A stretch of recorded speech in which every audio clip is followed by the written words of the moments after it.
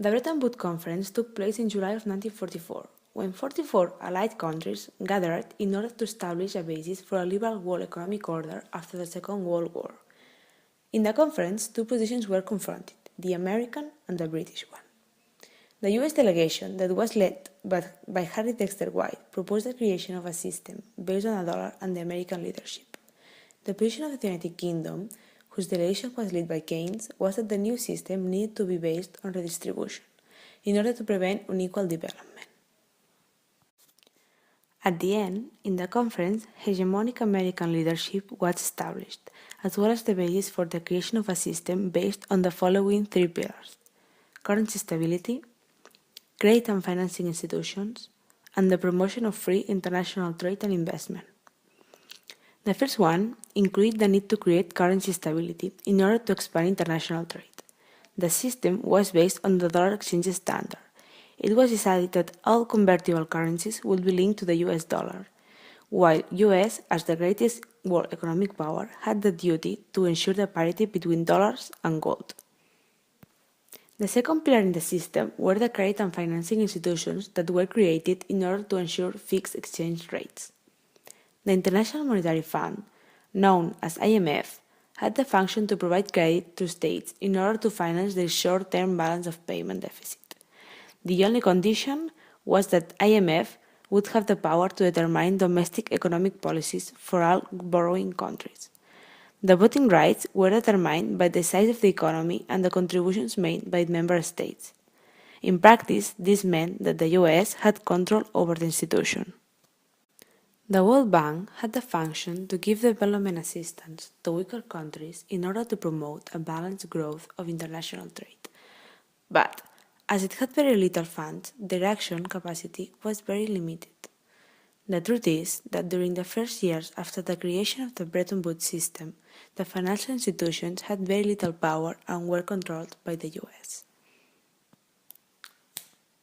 The third pillar was the promotion of free international trade and investment. The US advocated for international binding agreements on free trade and the imposition of penalties to non-conforming states. Third world countries, instead, gave priority to domestic development and wanted to retain trade regulation.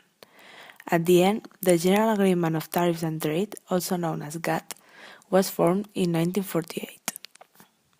The Third World had a very limited relation with the Bretton Woods institutions.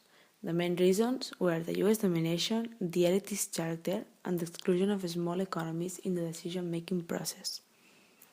The limited resources prevented the financing institutions from taking action in those countries in need. During the 60s and the 70s, Third world countries tried to counterbalance the situation by pushing their own agenda on development using UN institutions. The numerical majority in the UN General Assembly and the ruling principle of one member, one vote gave them the power to do so. Third world countries got to lobby institutions such as the Economic and Social Council and the UN Development Programme. Autonomous organizations dominated by third world countries such as the Non-Aligned Movement and the OPC appeared during this period. All those organizations demanded trade protection mechanisms, free access to world markets in sectors in which they had comparative advantage, preferential tariffs when exporting to first world, and aid to compensate historical exploitation. The Bretton Woods system seemed to work smoothly for a long time, but the system started to fall apart in the late 60s, when the US economic supremacy in markets declined, creating a structural trade deficit. To cover the deficit, more dollars were printed, and inflation was created. In 1971, the US decided to devaluate the dollar exchange rate by 10%. But, as this measure wasn't enough, in 1973, the US had to suspend the dollar-gold convertibility, as they were unable to maintain parity. From that moment, the international monetary order remained leaderless, and an era of economic instability started. The collapse of the dollar exchange standard and the end of the Bretton Woods system meant that many changes took place in global economics. The creation of the World Trade Organization is one of the changes that took place. The organization is dedicated to the consolidation of free international trade as the guiding principle of international economic cooperation, and is often criticized for imposing unfair competition on developing countries. The role of the financing institutions also changed. They no longer focused their action in maintaining fixed exchange rates, but focused on third world countries and the implementation of economic reform programs, following the neoliberal principles of the Washington Consensus. Those programs, basically, were focused on the removal of all obstacles to free world trade. The underlying principle was that global competitiveness was the key to economic success. The IMF has recently changed its voting procedures, increased its financial power, and expanded its loan granting capacity.